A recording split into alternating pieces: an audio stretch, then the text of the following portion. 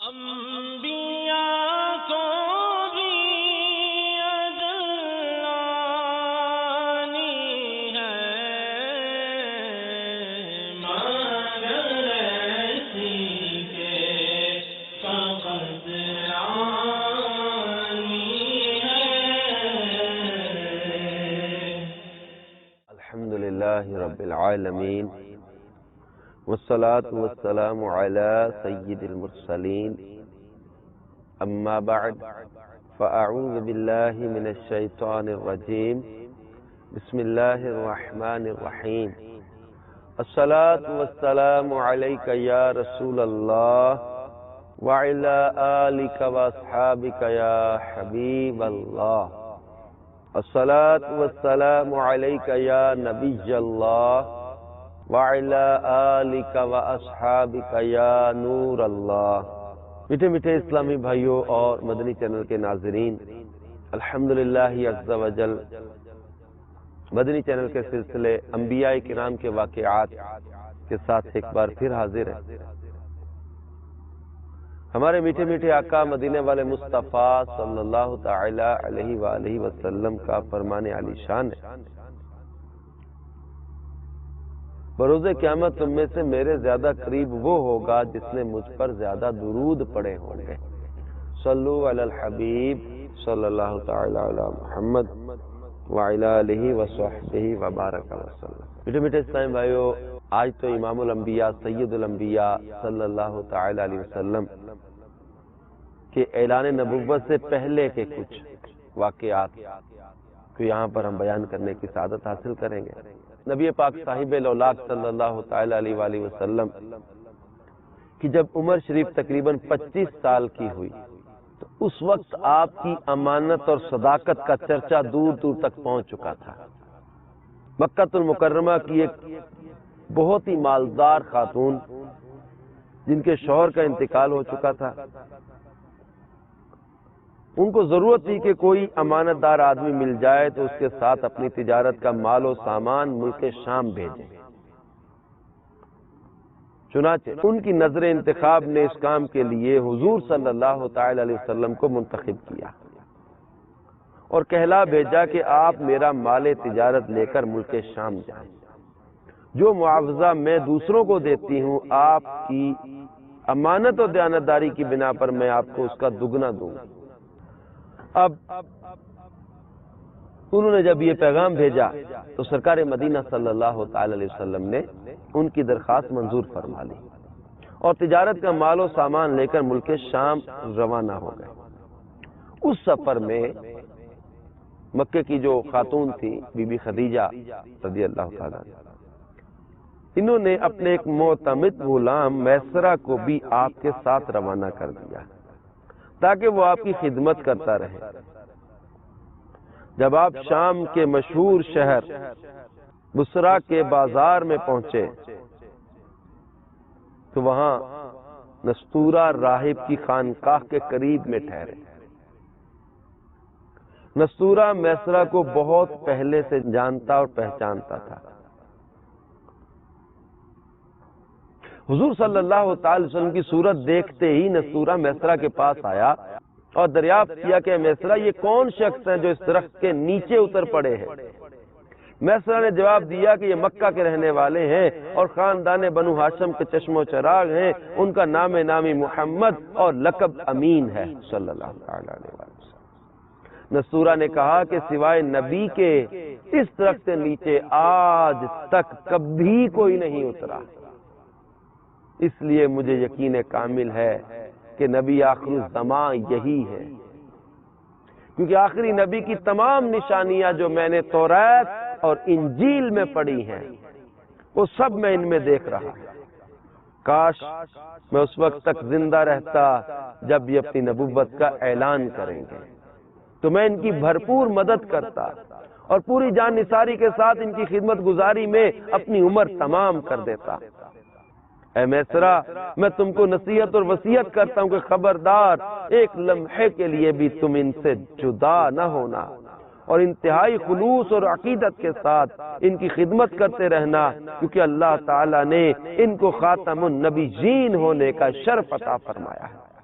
ہمارے پیارے آقا صلی اللہ تعالی علیہ وسلم بصرہ کے بازار میں بہت جلد تجارت کا مال فروخت کر کے مکہ مکرمہ واپس آ گئے. واپسی میں جب آپ کا قافلہ شہر مکہ میں داخل ہونے لگا تو حضرت بی بی خدیجہ رضی اللہ تعالیٰ عنہ ایک بالا خانے پر بیٹھی ہوئی قافلہ کی آمد کا منظر دیکھ رہی تھی.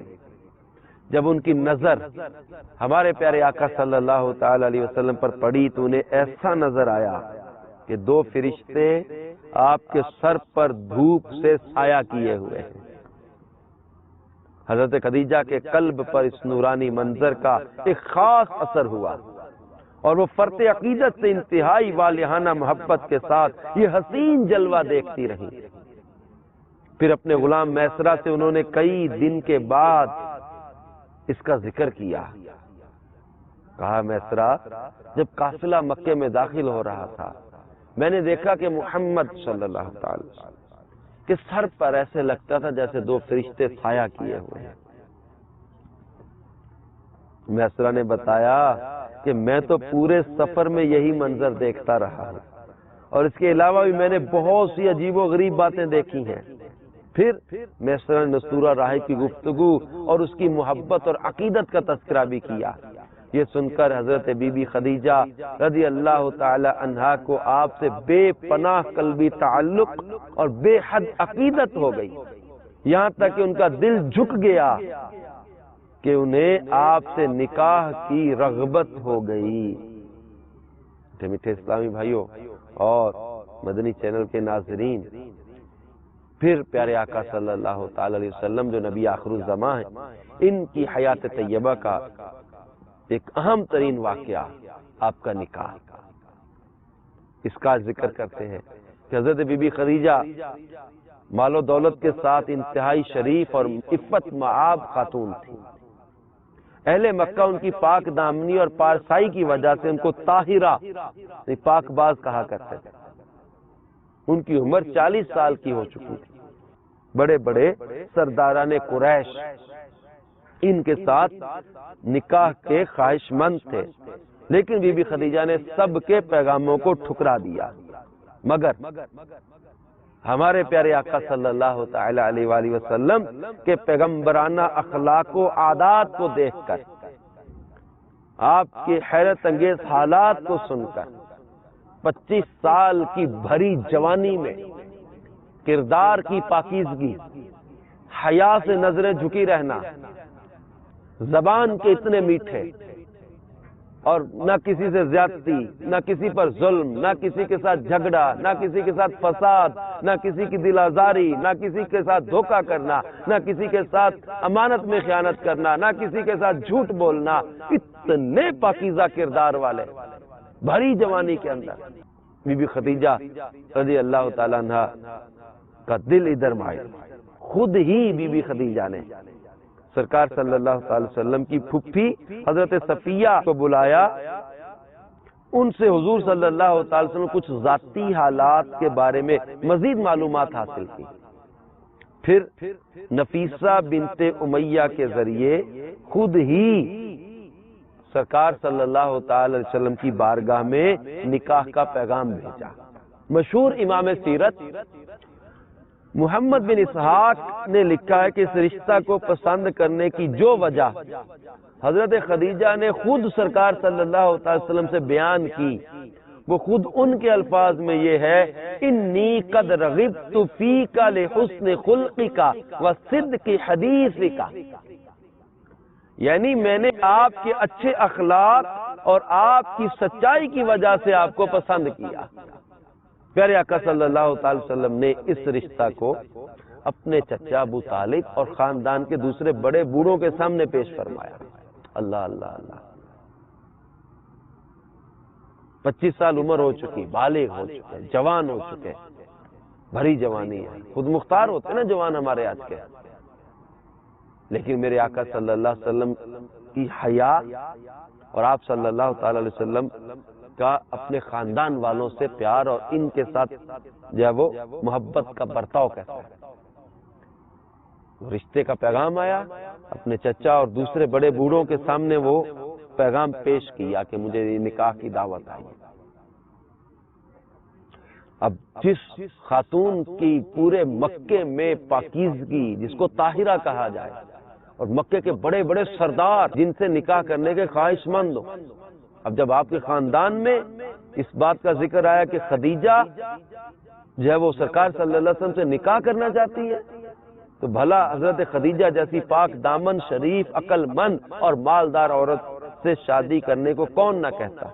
سارے خاندان والوں نے نہایت خوشی کے ساتھ اس رشتے کو منظور کر لیا، اور نکاح کی تاریخ مقرر ہوئی، اور حضور صلی اللہ تعالی علیہ وسلم حضرت حمزہ رضی اللہ تعالیٰ عنہ اور اپنے چچا، یہ حضرت حمزہ بھی چچا تھے، اور ابو طالب وغیرہ اپنے چچاؤں اور خاندان کے دوسرے افراد اور شرفائے بنی ہاشم اور سرداران مضر کو اپنی بارات میں لے کر حضرت بی بی خدیجہ کے مکان پر تشریف لے گئے، اور نکاح ہوا۔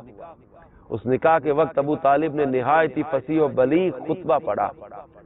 اس خطبہ سے بہت اچھی طرح اس بات کا اندازہ ہو جاتا ہے کہ اعلان نبوت سے پہلے آپ کے خاندانی بڑے بوڑھوں کا آپ کے متعلق کیسا خیال تھا، یعنی جن لوگوں میں انسان رہتا ہے وہ اس کی عادات، اس کے کردار، اس کی جو عام لوگوں سے چھپی ہوئی عادات ہوتی ہیں ان کو بھی جانتے ہوتے ہیں۔ تو اس 25 سال کی عمر مبارک میں آپ کی شخصیت آپ کے خاندان والوں کی نظر میں کیسی ہے، اس خطبے میں اس کا ذکر آپ سنیں گے کہ اعلان نبوت سے پہلے آپ کے خاندانی بڑے بوڑھوں کا آپ کے متعلق خیال کیسا تھا، آپ کے اخلاق و عادات نے ان لوگوں پر کیسا اثر ڈالا تھا۔ چنانچہ ابو طالب کے خطبے کا کچھ ترجمہ یوں بنتا ہے کہ تمام تعریفیں اس خدا کے لیے جس نے ہم لوگوں کو ابراہیم کی نسل اور حضرت اسماعیل کی اولاد میں بنایا، اور ہم کو ماد اور مضر کے خاندان میں پیدا فرمایا، اور اپنے گھر کعبہ کا نگہبان اور اپنے حرم کا منتظم بنایا، اور ہم کو علم و حکمت والا گھر اور امن والا حرم عطا فرمایا، اور ہم کو لوگوں پر حاکم بنایا۔ پھر کہا یہ میرے بھائی کا فرزند محمد بن عبداللہ ہے صلی اللہ علیہ وسلم، یہ ایک ایسا جوان ہے کہ قریش کے جس شخص کا بھی اس کے ساتھ موازنہ کیا جائے یہ اس سے ہر شان میں بڑا ہوا ہی رہے گا۔ ہاں مال اس کے پاس کم ہے، لیکن مال تو ایک ڈھلتی ہوئی چھاؤں اور عدل بدل ہونے والی چیز ہے۔ اما بعد، میرا بھتیجا محمد صلی اللہ تعالی علیہ وآلہ وسلم وہ شخص ہے جس کے ساتھ میری قرابت اور قربت و محبت کو تم لوگ اچھی طرح جانتے ہو۔ وہ خدیجہ بنت خویلد رضی اللہ تعالیٰ عنہ سے نکاح کرتا ہے، اور میرے مال میں سے 20 اونٹ مہر مقرر کرتا ہے، اور اس کا مستقبل بہت ہی تابناک، عظیم الشان اور جلیل القدر ہے۔ میٹھے میٹھے اسلامی بھائی اور مدنی چینل کے ناظرین، یہ تھی گواہی میرے آقا صلی اللہ علیہ وسلم کی جوانی کی پاکیزگی کی، یہ تھی میرے آقا صلی اللہ علیہ وسلم کے کردار کا خطبہ، یہ تھا میرے مصطفیٰ جان رحمت صلی اللہ علیہ وسلم کے بارے میں آپ کے گھر کے اندر سے، آپ کے خاندان کے اندر سے، آپ کی فیملی کے اندر سے آپ کے بارے میں رائے کہ آپ کے خاندان، آپ کی فیملی کے لوگوں کا آپ کے بارے میں جو ہے وہ سوچ کیا ہے۔ آپ ان لوگوں میں رہتے ہیں، وہ برملا مجمع میں اعلان کرتے ہیں کہ کسی بھی قریش کے شخص کا ان سے موازنہ کرو تو یہ ہر لحاظ سے یہ شان میں بڑا ہوا ہی رہے گا۔ یہ زبردست جملے تھے میرے آقا صلی اللہ علیہ وسلم کے کردار کے بارے میں۔ نوجوان اگر مدنی چینل کو دیکھ رہے ہیں، ان کو پیارے آقا صلی اللہ علیہ وسلم کی پاکیزہ جوانی یاد دلا کے میں یہ دعوت دوں گا کہ خدا را اپنے آپ کو برائی سے بچاؤ، بد اخلاقی سے بچاؤ، بری عادات سے بچاؤ، بری سوچ سے نکلو۔ ارے جوانی کو دیوانی بنا کے بے حیائی میں، عیاشیوں میں، حرام کاموں میں، شراب میں، بدکاری میں، لڑائی جھگڑوں میں، پھڈے ہلے گلے فساد میں، ان چیزوں میں مت ضائع کرو۔ کئیوں کے گھر کے لوگ پریشان ہیں کردار کی وجہ سے، کوئی نشہ کرتا ہے، کوئی گندی فلمیں دیکھتا ہے، کوئی بے حیائی کی باتیں کرتا ہے، کوئی غلط عورتوں کے پیچھے پھر رہا ہے۔ ارے تمہارے والدین، تمہارے گھر والے، تمہاری فیملی، تمہارا خاندان تم سے بیزار ہے کئیوں سے۔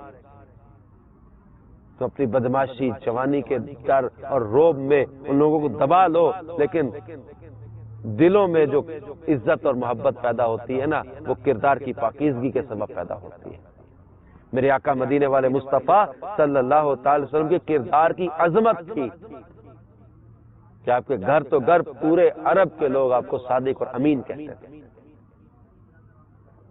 بی بی خدیجہ رضی اللہ تعالی عنہا مکے کی طاہرہ پاکیزہ خاتون، انہوں نے پیغام نکاح اسی سبب سے بھیجا کہ آقا آپ کے اچھے کردار اور آپ کی سچائی نے مجھے اس نکاح کی طرف راغب کیا۔ میں نے ارادہ کر لیا تھا میں آپ کو بھی کسی سے نکاح نہیں کروں۔ جب آپ کے چچا ابو طالب اپنا خطبہ پڑھ چکے تو بی بی خدیجہ کے چچا زاد بھائی ورقہ بن نوفل نے بھی کھڑے ہو کر ایک شاندار خطبہ پڑھا، جس کا مضمون کچھ اس طرح ہے کہ خدا ہی کے لیے حمد ہے جس نے ہم کو ایسا ہی بنایا جیسا کہ ابو طالب آپ نے ذکر کیا، اور ہمیں وہ تمام فضیلتیں عطا فرمائی ہیں جن کو آپ نے شمار کیا۔ بلا شبہ ہم لوگ عرب کے پیشوا اور سردار ہیں، اور آپ لوگ بھی تمام فضائل کے اہل ہیں۔ کوئی قبیلہ آپ لوگوں کے فضائل کا انکار نہیں کر سکتا، اور کوئی شخص آپ کے فخر و شرف کو رد نہیں کر سکتا، اور بے شک ہم لوگوں نے نہایت ہی رغبت کے ساتھ آپ لوگوں کے ساتھ ملنے، رشتہ میں شامل ہونے کو پسند کیا۔ لہذا قریش تم گواہ رہو کہ خدیجہ بنت خویلد کو میں نے محمد بن عبداللہ صلی اللہ علیہ وسلم رضی اللہ تعالی کی زوجیت میں دیا 400 مسکال مہر کے بدلے۔ غرض کے ہمارے پیارے آقا صلی اللہ تعالی وسلم کے ساتھ بی بی خدیجہ الکبریٰ رضی اللہ تعالی عنہا کا نکاح ہو گیا، اور حضور محبوب خدا صلی اللہ علیہ وسلم کا خانہ معیشت ازدواجی زندگی کے ساتھ آباد ہو گیا۔ حضرت بی بی خدیجہ رضی اللہ تعالیٰ عنہ تقریباً 25 سال تک ہمارے پیارے آقا صلی اللہ علیہ وسلم کی خدمت میں رہیں، اور ان کی زندگی میں سرکار مدینہ صلی اللہ تعالی وسلم نے کوئی دوسرا نکاح نہیں فرمایا، اور حضور صلی اللہ تعالی علیہ وسلم کے ایک فرزند حضرت ابراہیم کے سوا باقی آپ کی تمام اولاد بی بی خدیجہ الکبریٰ رضی اللہ تعالی عنہا ہی کے بطن سے پیدا ہوئی، اور بی بی خدیجہ رضی اللہ تعالی عنہا نے اپنی ساری دولت سرکار صلی اللہ علیہ وسلم کے قدموں پر قربان کر دی، اور اپنی تمام عمر حضور صلی اللہ علیہ وسلم کی غم گساری اور خدمت میں نثار کر دی۔ تو میٹھے میٹھے اسلامی بھائیوں اور مدنی چینل کے ناظرین، یہ تھا میرے پیارے آقا مدینے والے مصطفیٰ صلی اللہ تعالی وسلم کا بابرکت نکاح۔ آپ کی جوانی کی باتیں، آپ کی جوانی کے واقعات، ملک شام کا سفر، تجارت کے بہترین اصول عطا کیے، سچائی، آپ کا انداز تجارت، وہ جو بی بی خدیجہ کا غلام میسرہ ساتھ تھے، انہوں نے آ کر بتایا کہ تجارت سیکھو تو ان سے، کوئی تجارت سیکھے تو کوئی ان سے۔ اس قدر تجارت کے اندر آپ نے سچائی، آپ نے دھوکے سے بچنا، آپ نے جو ہے وہ لوگوں کے ساتھ وعدہ خلافی سے بچنے کا اس قدر پیارا درس دیا، لوگ گرویدہ ہو جاتے تھے آپ کے۔ اور آج کہتے جی تجارت میں ترقی کیسے ملے؟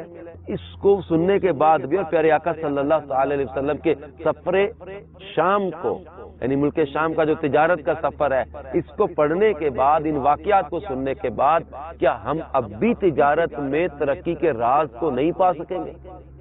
کہ تجارت میں ترقی چاہتے ہیں تو دھوکے ختم کر دیں، یعنی جو چیزیں بے برکتی کا ذریعہ بنتی ہیں ان چیزوں کو ختم کرتے جائیں گے، برکت ہوتی جائے گی۔ جو چیزیں ترقی میں رکاوٹ ہیں ان چیزوں کو ختم کرتے جائیں گے، ترقی ہوتی چلی جائے گی۔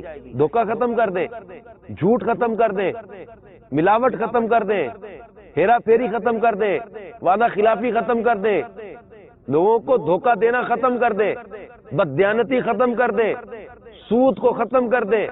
سود تو اللہ کے ساتھ جنگ ہے، جنگ، اللہ سے جنگ کر کے اب تجارت میں ترقی کیسے کر لو گے؟ پیارے آقا صلی اللہ علیہ وسلم دھوکے سے نفرت کریں، جھوٹ سے نفرت کریں، جو چیزیں اللہ رسول کو ناپسند ہیں اب ان کو اختیار کر کے کوئی تجارت کرے تو ترقی کیسے ملے گی؟ برکت اللہ نے عطا کرنی ہے.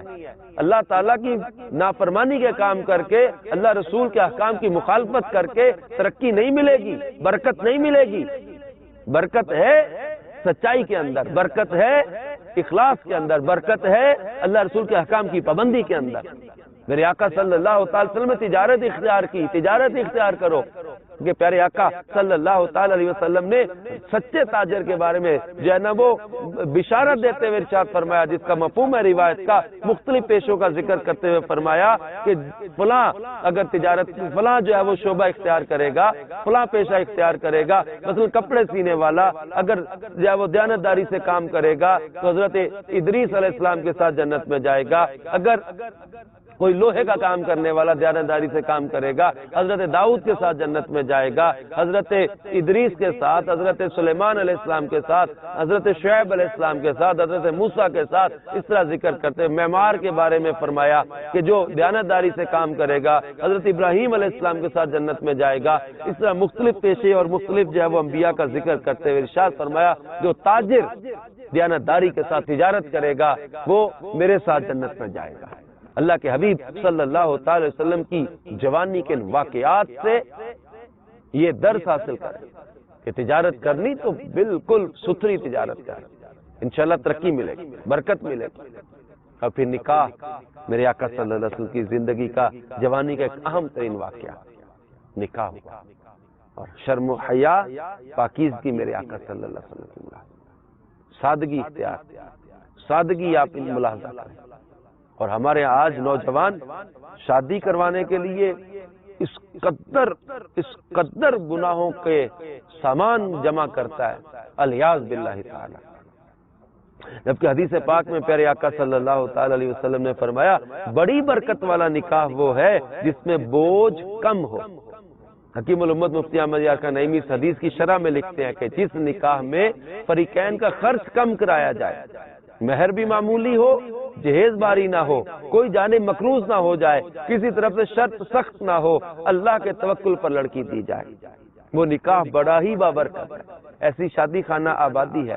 آج ہم حرام رسموں، بےہودہ رواجوں کی وجہ سے شادی کو خانہ بربادی بلکہ خانہا یعنی بہت سارے گھروں کے لیے باعث بربادی بنا لیتے ہیں. اللہ تعالیٰ اس حدیث پاک پر عمل کی توفیق دے. اندازہ کریں کہ آج شادیاں خانہ بربادیاں بن رہی ہیں، خانہ آبادی نہیں بن رہی، ناجائز رسموں کی وجہ سے، گناہوں کے کاموں کی وجہ سے. موسیقی نے بربادی کر دی، شراب، ناچ، مخلوط فنکشن، لڑکے لڑکیوں کا ناچنا، بے حیائی، بے پردگی، فحاشی، عریانیت، ارے آدھے لباس کر دینا، یہ کہتے ترقی ہے.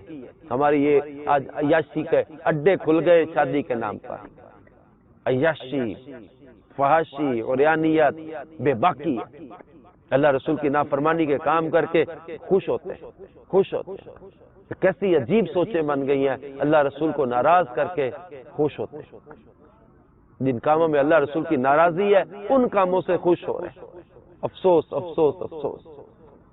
آئیے پیارے میٹھے اسلامی بھائیوں اور مدنی چینل کے ناظرین، اپنے کریم آقا صلی اللہ تعالی وسلم کے نکاح کے اس واقعہ کو بھی اپنے لیے پیغام محبت بنائیں، اپنے لیے درس بنائیں، اور سادگی کے ساتھ سنت کے مطابق، شریعت کے مطابق، گناہوں سے بچتے ہوئے، حرام سے بچتے ہوئے نکاح کی صورت بنائیں. نوجوان ان کو تاکیداً کہا جاتا ہے. آج کے دور میں تو خاص طور پہ عمریں زیادہ نہ کی جائیں، بچوں کی، لڑکے لڑکیوں کی عمریں زیادہ نہ کی جائیں، ان کے نکاح کر دیا جائے. حرام سے بچانا ہے، گناہوں سے بچانا ہے، ان کی سوچوں کو پاکیزہ کرنا ہے. نکاح کرنا. جب بندہ کوئی نکاح کرتا ہے شیطان واویلا کرتا ہوا کہتا ہے کہ اس نے 2/3 دین اپنا مجھ سے بچا لیا. نکاح میں فضائل بھی ہیں، ثواب بھی ہیں، برکتیں بھی ہیں، اور مین بڑی نیت یہ کہ بدکاری سے بچنا، بدکاری سے بچنا، اس لیے نکاح کیا جاتا ہے. اللہ تعالیٰ اپنے محبوب کا صدقہ ہمارے معاشرے کو فضول رسموں، ناجائز رسموں سے بچائے، آسانیاں پیدا ہو جائیں، اور جن کی عمریں نکاح کی ہو چکی خیریت کے ساتھ ان کے نکاح ہو جائیں، اور یہ پاکیزہ زندگی گزارنے والے بن جائیں. دعوت اسلامی کے مدنی قافلوں میں سفر کرتے رہیں، مدنی انعامات پر عمل کرتے رہیں، انشاءاللہ تبارک و تعالی پاکیزہ سوچ بھی ملتی رہے گی، مدنی ماحول ملے گا، مدنی ذہن بنے گا. مدنی چینل دیکھتے رہیں گے، انشاءاللہ تعالی بہت سی تربیت ملتی رہے گی. اللہ کرم ایسا کرے تجھ پہ جہاں میں اے دعوت اسلامی تیری دھوم مچی ہو. آمین بجاہ النبی الامین صلی اللہ تعالی علیہ وآلہ وسلم.